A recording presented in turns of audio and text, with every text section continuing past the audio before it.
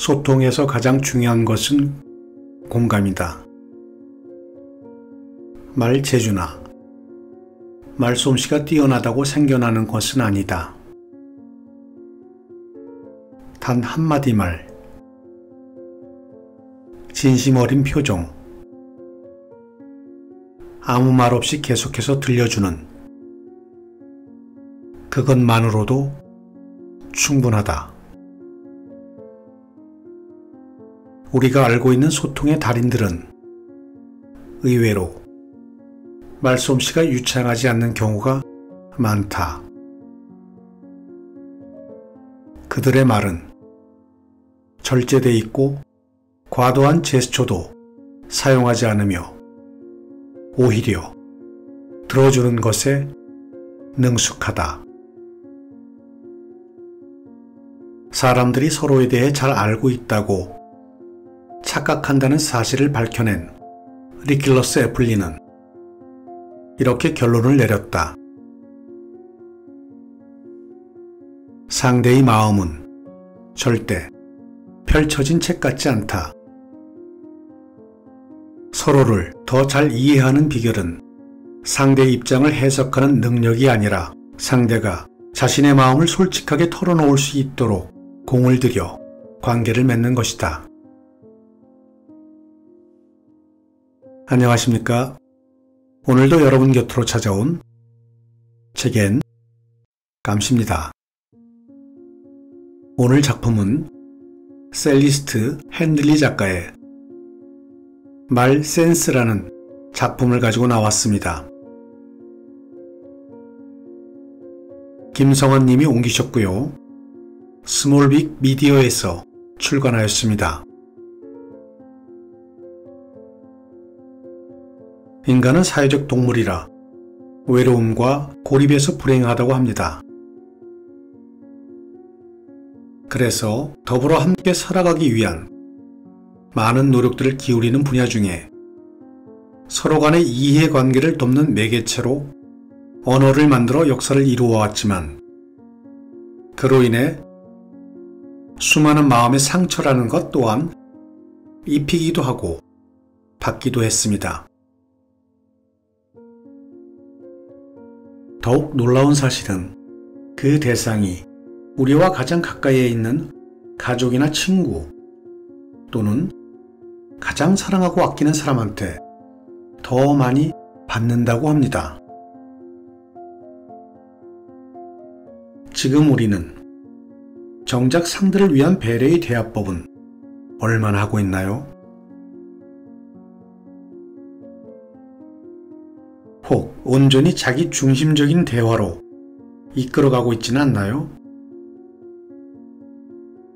오늘은 기술적인 말의 대화보다는 감정으로 소통할 수 있는 대화법을 알기 쉽게 잘 정리해서 그에 대한 해결점을 제시해주는 현명한 방법을 가지고 나왔습니다. 말 센스란 적재적소에 필요한 말을 필요한 만큼만 하는 것을 의미합니다. 말 센스가 필요한 것은 경청하고 질문하고 공감하고 배려함으로써 상대가 하고 싶었던 말, 망설였던 말, 감추어두었던 말들을 드러나도록 하는 거라고 합니다.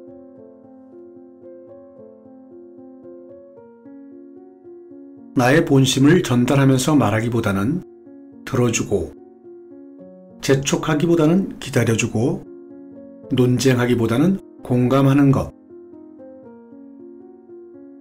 이것이야말로 진정한 의미의 말센스라고 작가는 말하고 있습니다.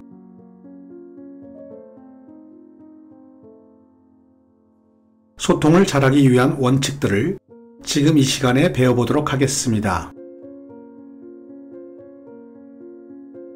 자, 그럼 지금부터 본문의 몇 부분을 낭독하도록 하겠습니다. 오늘도 끝까지 함께 해주십시오.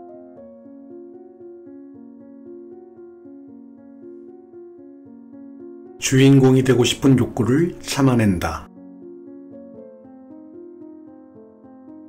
우리는 상대와 대화를 나누기보다 자기 하고 싶은 말을 하기에 바쁘다. 상대가 보고 느끼고 생각하는 것을 언제나 나와 결부시켜 얘기하는 것이다. 이래서는 상대를 제대로 이해할 수 없다. 나에 대한 이야기에서는 내가 주인공이지만 상대에 대한 이야기에서는 상대가 주인공이 되어야 한다. 몇 년 전 내가 좋아하는 한 친구의 아버지가 돌아가셔 장례를 치른 후 극도로 심란한 상태의 그녀와 마주한 나는 무슨 말을 해주어야 할지 알 수가 없었다. 슬픔에 빠져 취약해진 사람에게 과연 적절한 말이 무엇일까 고민을 하다가 나는 내가 아버지 없이 자랐다는 사실에 대해 이야기를 늘어놓기 시작했다. 내가 9개월 만에 아버지가 잠수함에서 익사한 이야기와 아버지의 얼굴조차 알지 못했음에도 항상 아버지의 죽음을 애통해왔다고 말했다. 나는 그저 그녀가 혼자가 아니라는 사실을 나도 비슷한 일을 겪어봤기 때문에 그녀의 기분을 이해한다는 사실을 알려주고 싶었다. 하지만 내가 이 이야기를 마치자 친구는 나를 바라보면서 이렇게 쏘아붙였다. 좋아, 셀레스트.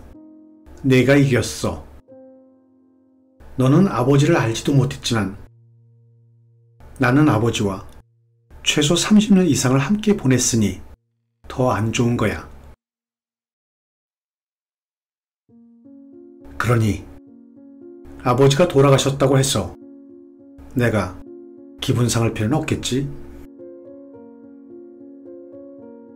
나는 몹시 당황하며 아니야. 그런 뜻으로 한 말이 아니야. 나는 그저 네 기분을 이해한다고 말하고 싶었을 뿐이야. 그러자 그녀는 아니야, 셀레스트. 너는 이해 못해. 너는 내 기분을 조금도 몰라. 내 친구는 자리를 떴고 나는 그곳에 무기력하게 서서 바보처럼 사라지는 그녀를 바라보았다. 나는 그녀를 위로하고 싶었지만 위로는커녕 기분을 더 상하게 하고 말았다. 하지만 나중에 생각해보니 적어도 의식적인 수준에서는 내가 그녀와 공감을 하려고 노력하고 있었는지 실제로 내가 그녀의 고통에서 관심을 끌어와 나에게 집중시킨 것인지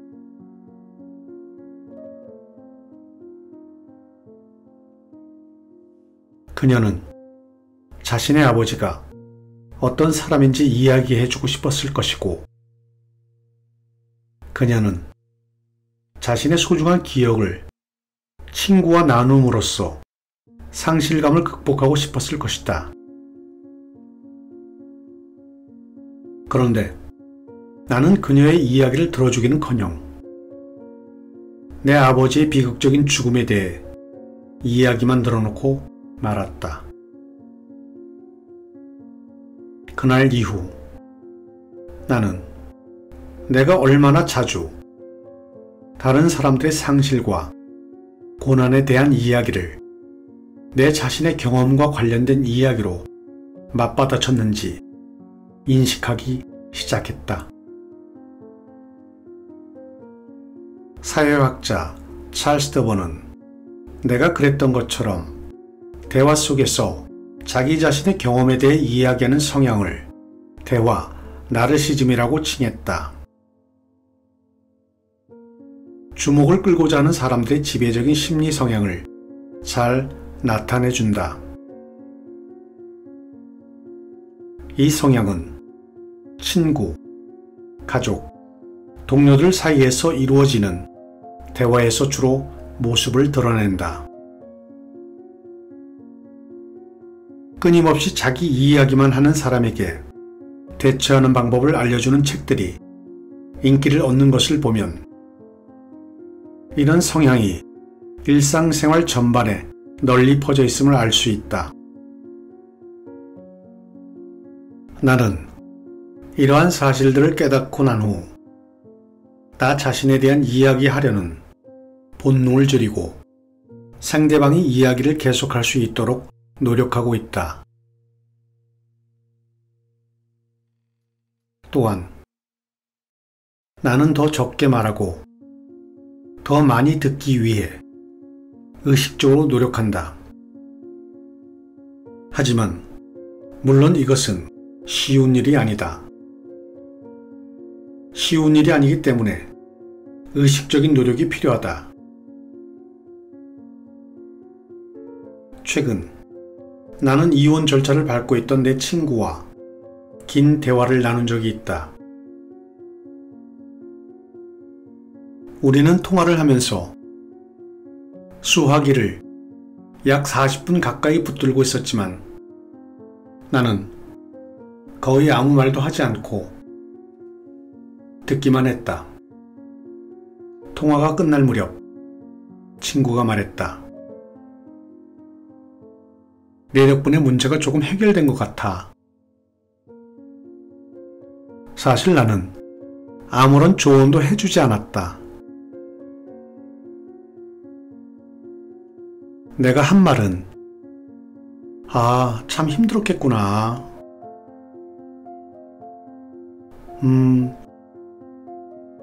참 안타깝다. 와 같은 대답들 뿐이었다.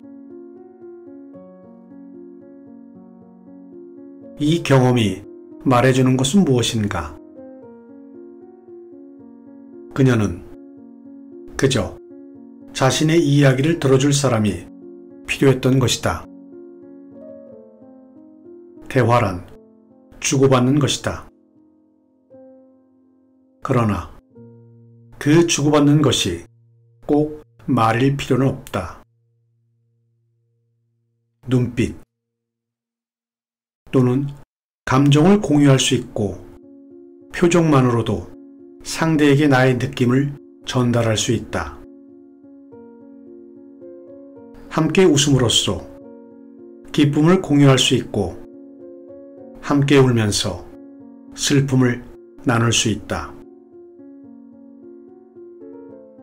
대화의 절반은 말보다 숨소리, 표정, 몸짓, 그리고 침묵 속에서 말보다 더한 공감력이 있다.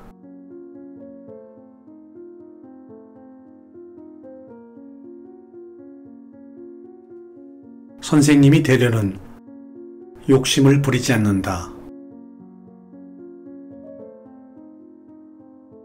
왜 사람들은 상대가 물어보지 않는 것조차 길게 설명하려고 할까? 그 이유는 두 가지인데, 하나는 상대에게 충고나 조언을 함으로써 그 사람을 통제하고 싶은 것이고, 다른 하나는 그렇게 함으로써 상대로부터 관심이나 인정을 받고 싶은 것이다. 솔직하고 정중한 대화의 목표는 상대를 변화시키는 것이 아니라 상대의 마음을 여는 것이다. 이 과정은 당신 자신에게 몇 가지 기본적인 질문을 던지는 것에서부터 시작이 된다. 당신 자신의 의견이 얼마나 확고하든 간에 모든 대화에서 이런 질문을 먼저 던져보기 바란다. 혹시 다른 사람의 의견이 옳은 건 아닐까? 그들은 왜 그런 식으로 생각하는 걸까?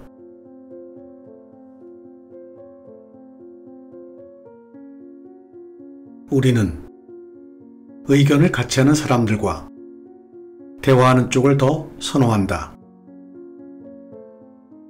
우리가 이미 품고 있는 견해를 지지하는 뉴스를 듣고 싶어하고, 우리가 싫어하는 내용을 포스팅하는 사람들과는 친구 관계를 맺지 않으려고 한다. 결국 우리는 우리 자신의 마음을 바꾸고 싶어 하지 않는다. 그런데 우리는 우리 자신과 의견을 달리하는 사람들과 함께 일하면서 매일같이 그들을 만난다. 만약 우리가 그들과 진솔하고 정중한 대화를 나누지 않는다면 과연 그들을 진정으로 이해한다고 말할 수 있을까? 바로 우리 앞에 있는 그 사람들과 진솔한 대화를 나누지 않는다면 복잡한 문제들을 어떻게 해결해 나가겠는가?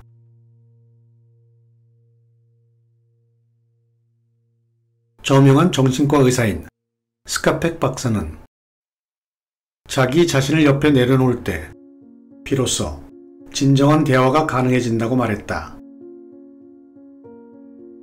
그는 이렇게 썼다. 대화 상대가 마음을 열고 있다는 사실을 알게 된다면 우리는 점점 더 경계를 풀면서 자기 마음의 심연을 상대에게 기꺼이 털어놓으려 할 것이다.